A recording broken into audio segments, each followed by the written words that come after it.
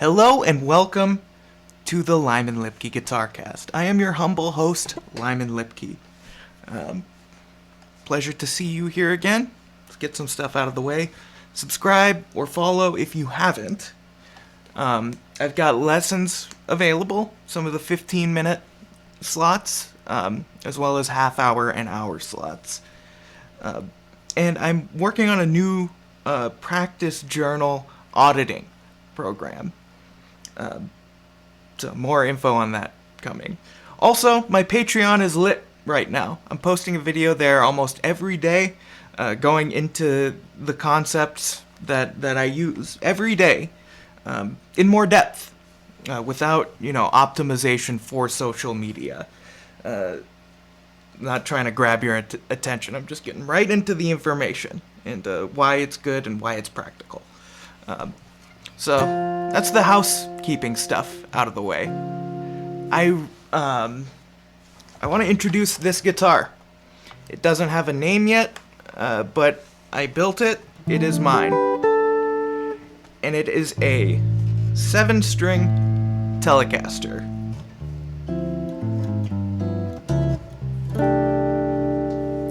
I'm very pleased with it so far. Temu parts, again, down here, the tuning pegs. The neck I happened to get off of Amazon. It claimed to be a 7-string neck, but I don't think it is. It's 46 millimeters at the nut and 56 millimeters at the heel. A traditional 7-string neck is more like 48 at the nut and 65 at the heel. So I had to do a lot of things to this guitar. The string spacing is very, very narrow, and I have to be real precise on the outside strings,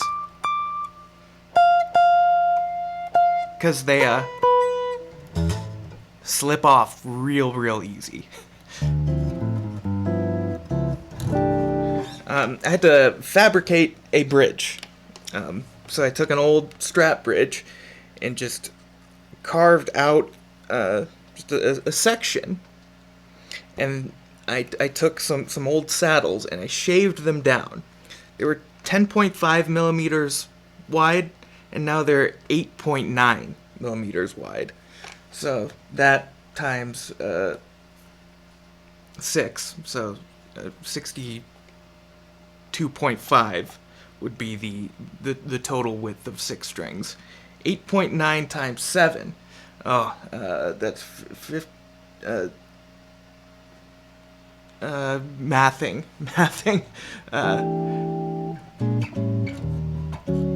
So 8 times 8 is 64.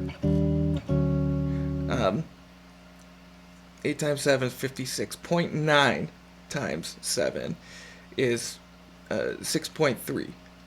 So 50. It's around 60 millimeters wide.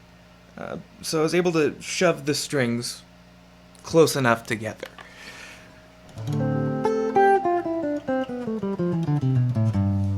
That they just barely fit over the neck.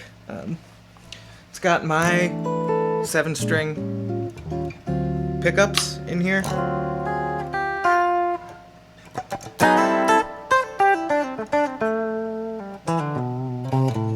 My hot bridge pickup as well.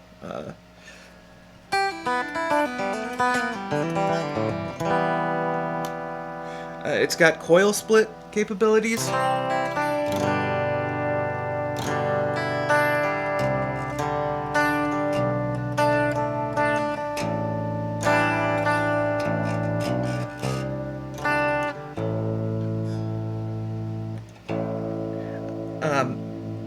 I don't like the 70 gauge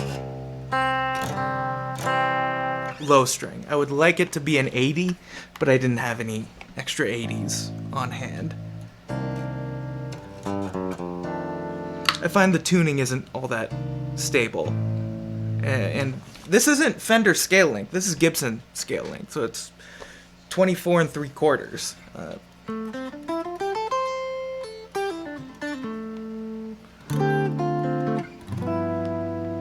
Single coil on the bridge or on the neck, with the tone knob down.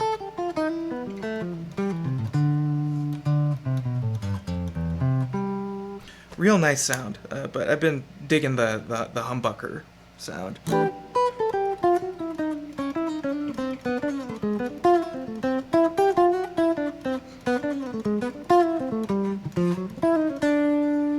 Low action, low action, and I did one of my favorite moves. I finished the neck in super glue.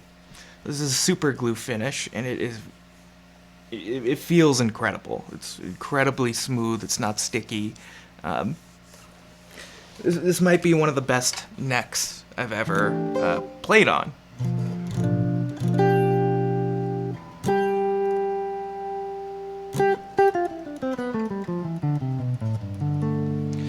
This is quickly becoming one of my favorite guitars. Let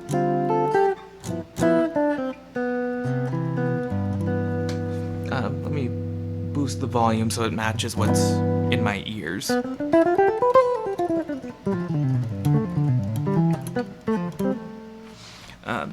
Yes, one of my favorite guitars. Sorry to yap about that for so long. I'm just really excited about this one. But I know the goal is less yapping, but I'm gonna yap a little bit more. Apologies, but not really. I'm on a dinosaur of a PC. My computer wasn't high-end when I built it with my brother, and I built it 10 years ago. So, a not high-end PC from 10 years ago, it is struggling to keep up. And I really wanted to get my interview with Idan Shatrit out last week, but it took 11 hours to render that. It was a 2-hour interview, so I'm going to split it into 2 parts.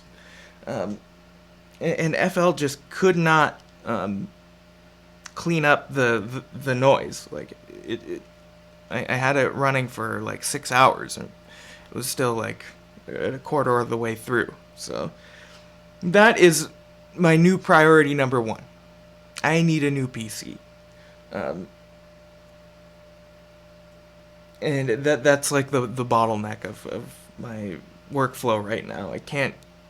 I'm having a real hard time editing stuff, and I don't like editing on my phone anymore now that I've moved to a computer. So that's my main struggle right now, being on a dinosaur of a PC. But I've got one of my amps up for sale. Hopefully that will help me acquire the funds to purchase something that was maybe a little bit more high-end in the last 5 years. Not even high-end, like mid-range. That would be a huge upgrade.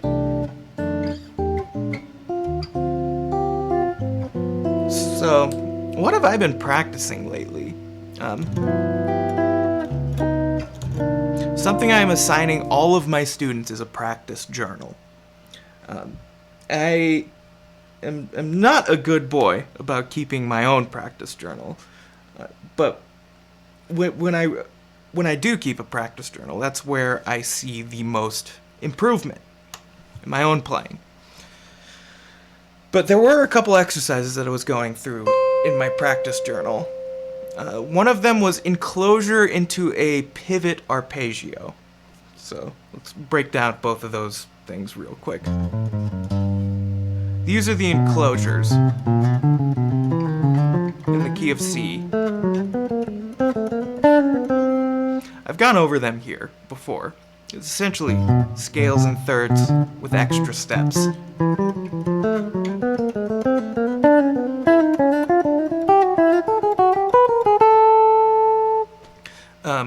So I'm playing an enclosure into a pivot arpeggio, and the concept of a pivot arpeggio is something Barry Harris would use and teach. So if I go up a chord, this is a chord in Barry Harris's language, a diatonic seventh chord, a 4-note chord built in thirds.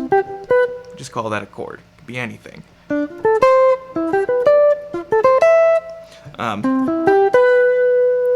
lot of instruments, like you have a limited range, and we have a limited range if we're fingering something.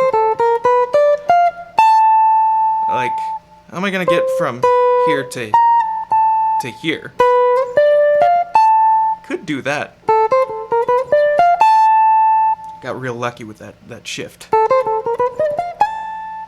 But that, now we're in the register of the guitar that doesn't sing so well for jazz.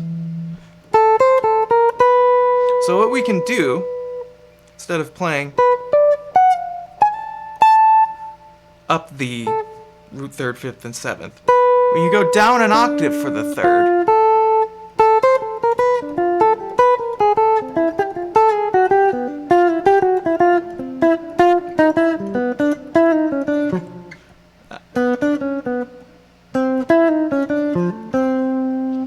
So that's what I was practicing. Pivot arpeggios, enclosures into pivot arpeggios, all across the 7 positions. And what I was writing in my practice journal were fingering decisions. Like right here, I overhang a little bit with my second finger, so I can grab these notes.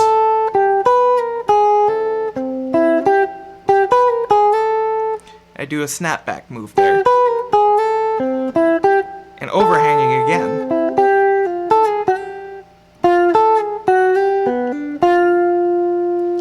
And in the practice journal, I wrote that I had to stretch. I had to keep that stretch. So this is how I would usually play that enclosure.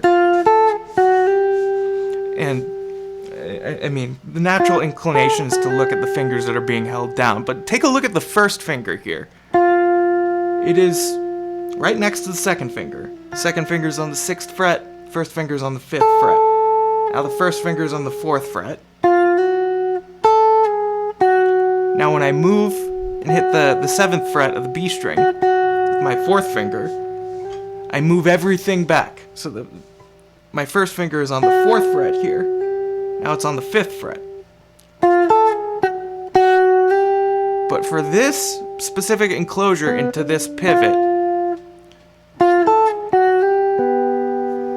my first finger is still on the 4th fret. So it's these little reminders that I'm writing myself, so I don't forget the solution I've found to the problem. Because a lot of times when I'm practicing without a journal, I find a problem, I find a solution, then I practice with the solution for a reasonable amount of time, like 5 minutes, practice out that small little idea with the solution that I came up with, and then next day I hope I don't forget it. And if I do forget it, I have to, go back and okay, what was it? All right. And it'll take a minute or two, which is a minute I could have been using to practice the solution correctly if I remembered it. So I'm writing these things down to maximize efficiency and optimize. That's the name of the game with practicing. We all don't have enough hours, minutes, seconds in the day. So we gotta make every single one count if we can. And writing something down will help you out in the long run. I promise you. I was also going through the contrary motion idea here on the top 4 strings.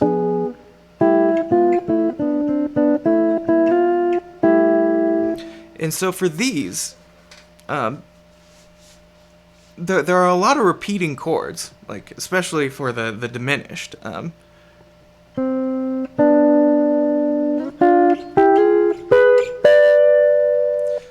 That's from the diminished. That's from the diminished.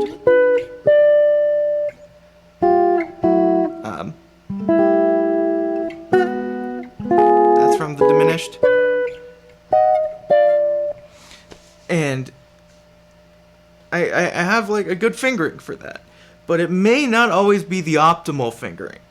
May not be the specific fingering that's going to lead into the next chord properly. So I wrote down the fingerings of each of these chords. So this is contrary motion. How I wrote it down was starting from the tonic.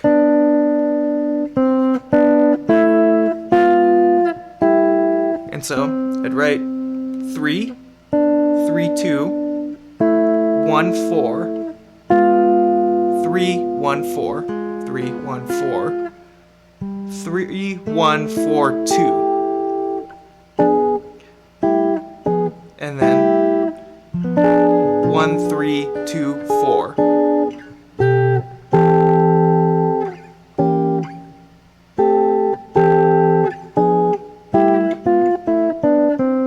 So here I would write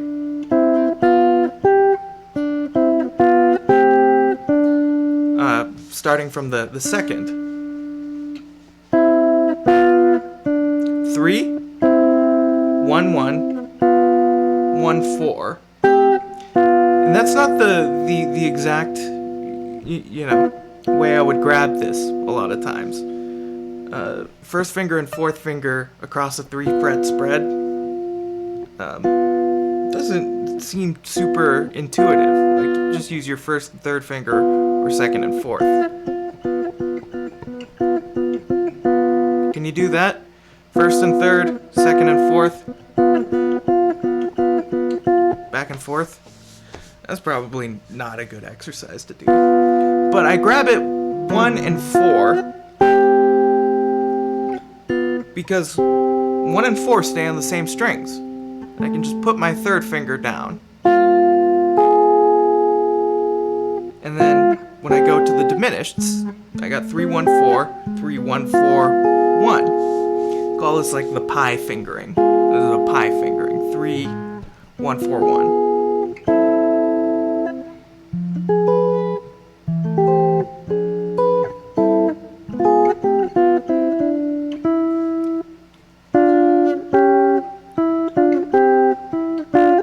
And I've already forgotten a lot of the solutions that I came up with for this set of fingerings. But they're all written down. So when I go back to practicing them, I don't have to figure it out again. Because I like to practice one small thing, like a specific small concept. And I'll go hard on it for like 2 weeks. And then I'll put it down and then either go back to something. That's the most likely thing, because there are 3 or 4 main goals I have for myself on the guitar. And I've got a bunch of exercises that'll get me there, but I can't stay on one exercise for much longer than 2 weeks. So I'm just trying to incrementally grow in each one and write down some findings. So I can put it down, pick up something else, and put that down, pick up something else. So I won't have to fumble through finding the solution when I go back to that. What I've been practicing of late are up and down a fifth in Barry Harris chromatic.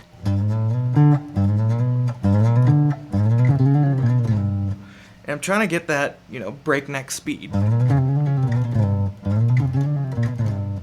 It's sloppy, but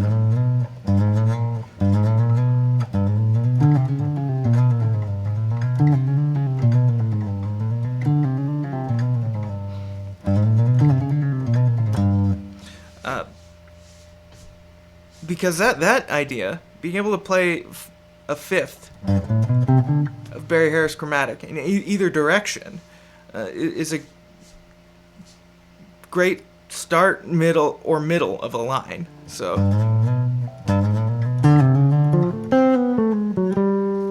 I can go into an arpeggio, into a chord, into a partial enclosure.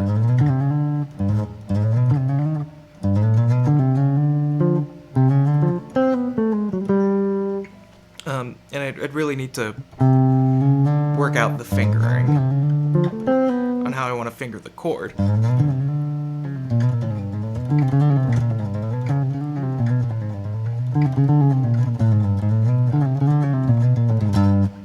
And I'm not picking all of those because if I'm playing, you know, 16th notes at 200, I don't want to be one of those guys that's trying to alternate pick everything. Because bet your bottom dollar a saxophonist isn't going to be tonguing everything. So I'm trying to figure out how to use the pick like a saxophonist would use his tongue. And then deal with the problem of having to change strings. That's just one section.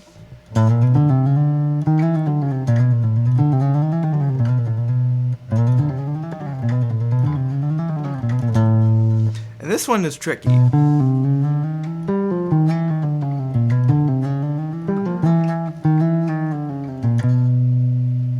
Because it's got starts and ends each direction with the rhythmic placeholder. And here's a little refresher on the Barry Harris chromatic scale, as I understand it. Take your major scale. Anytime you have a whole step, you put a chromatic tone in between.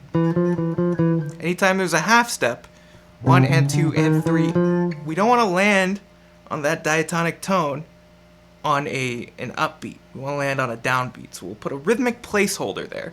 When we're ascending, it's a diatonic tone above. 1 and 2 and 3 and 4. And 1 and 2 and 3 and 4. When we're descending, we got that half step. Our rhythmic placeholder will be a chromatic tone below.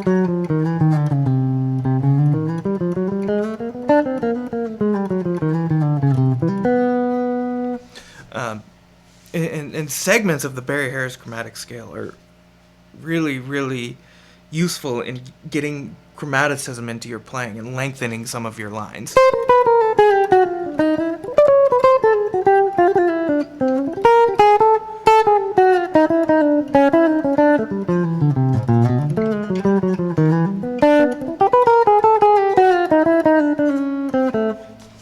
There's a bunch of Barry Harris chromatic in there. And that, there's a bunch of, like, my 3 pillars of bebop. The 3 pillars of bebop, to me, are arpeggios, enclosures, and the Barry Harris chromatic scale. If you can mix and match between those freely, you might find yourself coming up with bebop lines a lot easier.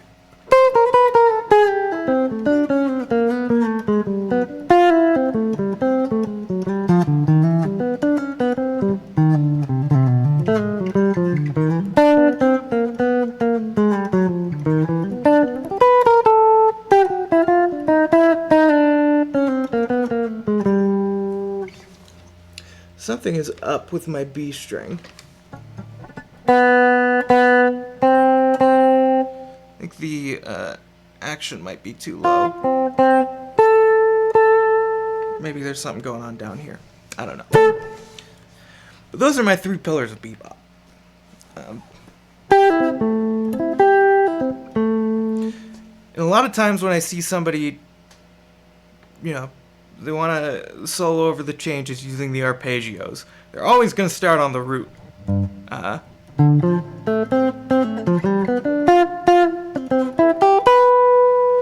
Which, you know, it's pretty elementary sounding.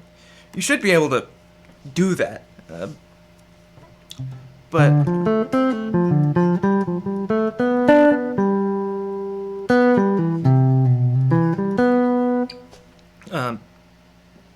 you should also be able to voice lead it.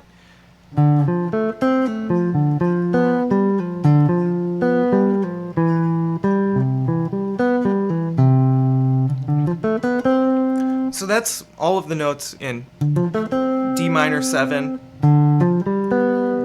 G7, and C major 7 within one octave.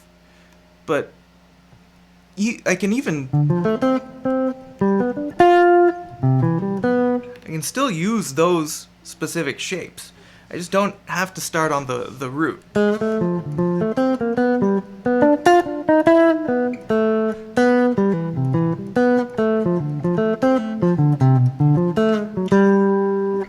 That right there, I used a completely different chord, but from the root of that chord. B minor 7 flat 5, or B half diminished.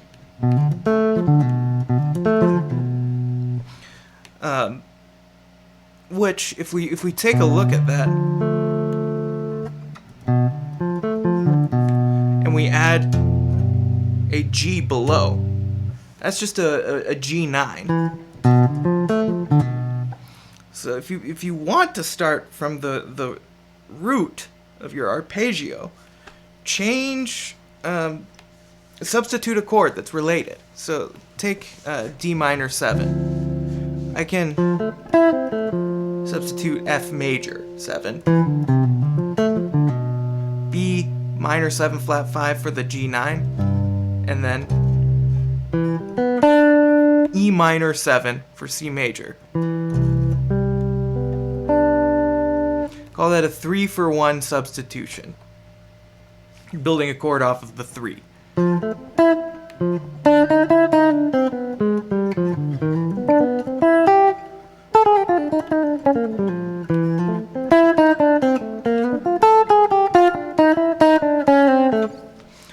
Barry Harris chromatic arpeggios and enclosures. The 3 pillars of bebop to me.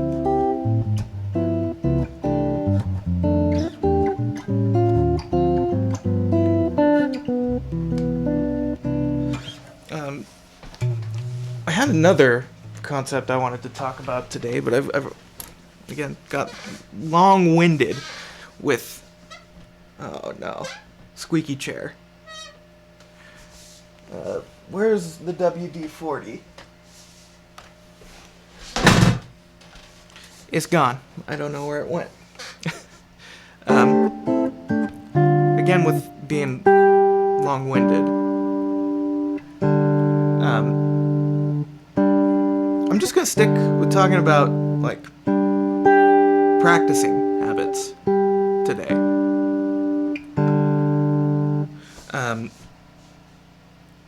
Everybody always thinks they have way more time to practice than you do.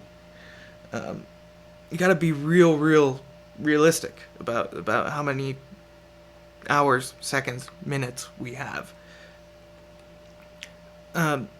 What I asked from all of my students are, I asked them to give me 15 minutes a day of focused practice. And one student told me that's insulting, that you don't think I can practice more than that.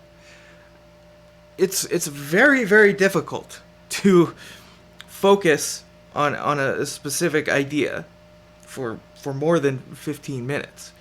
And that's if you can find 15 minutes. A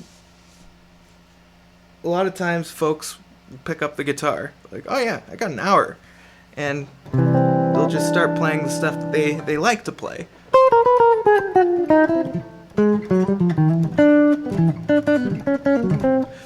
I can do that kind of stuff, and then by the time I think, okay, let's get into the focused practice, I've already used up my allotted hour.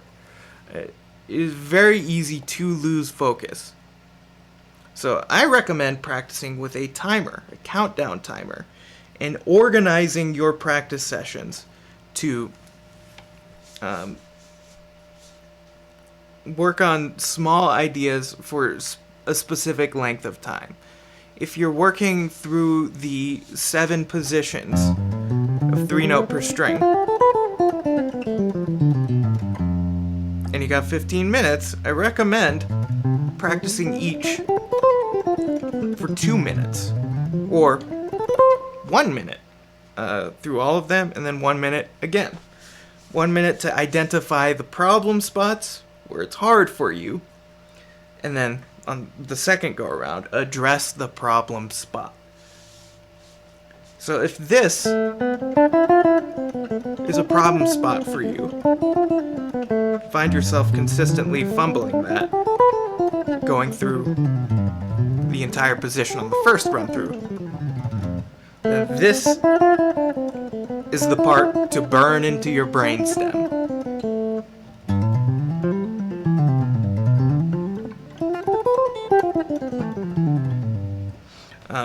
Repetition, getting those reps in, very, very important.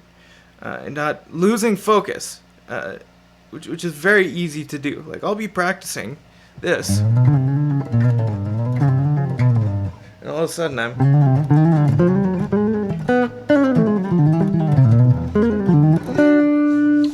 I'm running through lines, and I've lost the plot. I've lost the plot of my practice. And so having a timer, an interval timer, set to 1 minute, 2 minutes, 5 minutes, if I've got an hour to practice, I can practice 12 things for 5 minutes.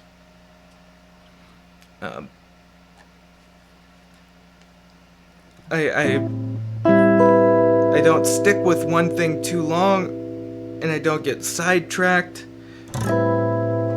I use the timer to help keep me on track. And then I'll write in my journal what was difficult. And I've been doing this long enough that once I see a difficulty, I can identify the solution pretty quick. And then it's just a matter of practicing the solution properly. You don't have to come up with the solution instantly. It's fine if you don't have the solution. Just write down that it's a problem. Sleep on it.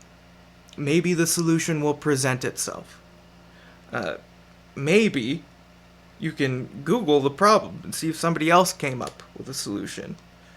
Or you can bring it to your teacher, and maybe your teacher has banged his head against the wall for 20 years trying to figure out this stuff, and he's already come up with an elegant solution for your problem. That's what I like to do with my students. I encourage them all to try to find a solution to their problems in their practice journals, but I tell them it's not necessary. Don't think too hard about it. Don't waste too much time on that. Bring your problems to me, and I will help you find the solutions. So, that is one benefit of having a teacher. And if you are looking for a teacher, consider hiring me as your personal guitar teacher. I teach hour-long lessons weekly, or people say bi-weekly. I like to say bi-monthly, because that's 2 times in a month, so every other week. I teach hour lessons bi-monthly and weekly half-hour lessons, and I've got weekly 15-minute lessons where we skip the pleasantries. I give you exactly what I think you need to work on for this week, and I check in on what you worked on last week. And very, very low-priced, like high information way to study with me. $80 a month, and you got 15 minutes every week, as well as a shared practice journal where you'll write what you practiced, what your problems are, or just general questions. And I'll answer them either in the 15-minute session or before or after. So I think it's a great system. If you're interested in trying it, please reach out to me on Instagram or shoot me an email, lyman@lymanlipke.com. That's my website. You can go check out lymanlipke.com. there's some hidden nuggets there, like various bands I've recorded with. There's a Spotify playlist of songs that I've recorded on, and there's a song on there that has a million plays. I'll tell that story another day, maybe. But if you're not into that, check out my Patreon. There's a free membership tier, and I try to post a freebie like once a week. Sometimes I miss a week.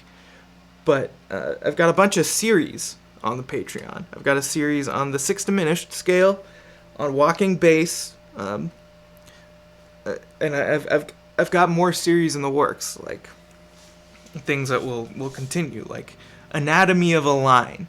I've got a line that I'm building with a student. We're just going to add to it every week. So the line so far is let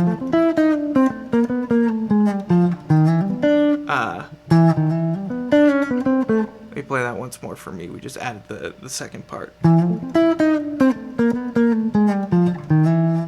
That's the first part of the line. So we added.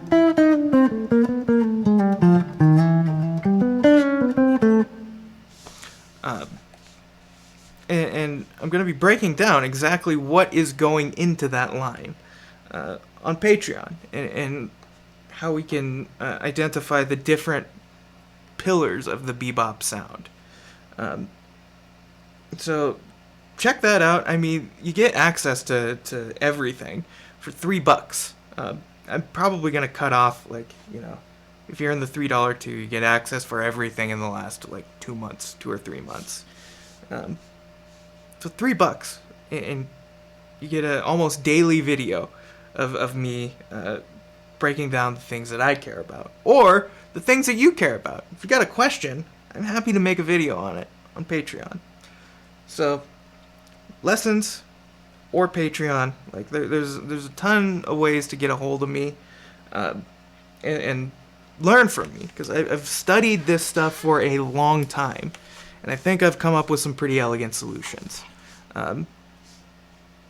So that's all I got for you this week. Hopefully I'll have a new PC and I'll be able to cut the Idan Shatreat episodes, because I think I'm going to turn that into a 2-parter. And we got Dr. Ginny Tutton, a doctor of the flute, coming on in a week or two. It's going out in mid-March. And I was on her show, Song Foolery, a punny musical game show, which was a lot of fun. I got more things with Doc Tutton in the works. She's wonderful. Our podcast, we talked a lot about woodwinds, which is something that I like to nerd out about, but I don't know a lot about. Because everything I do on the guitar is trying to sound like Charlie Parker. So, to know your enemy is to achieve victory. Sun Tzu, probably. To know how the saxophone approaches things, I'm going to steal everything I can and apply it to the guitar however I can. But that's all I got for you. In the words of international master Levi Rosman, get out of here.